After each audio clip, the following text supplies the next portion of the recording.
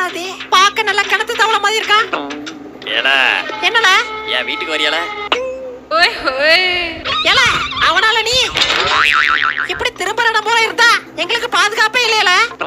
என்கிட்ட PS4 இருக்கு. அதுக்கு வா ப்ளே பண்ணுவோம். உன்னை இப்படியே விடக்கூடாதுல, நாட்டுக்கு ஆபத்து. ஏன் பச்சக் எல்லாம் என்ன ஒண்ணும் பண்ண முடியாது. தூக்குங்க. எல்லாம் ஏப்பல கைய வச்சா உலகம் போற வரும்ல. போடா தவளை வாயா.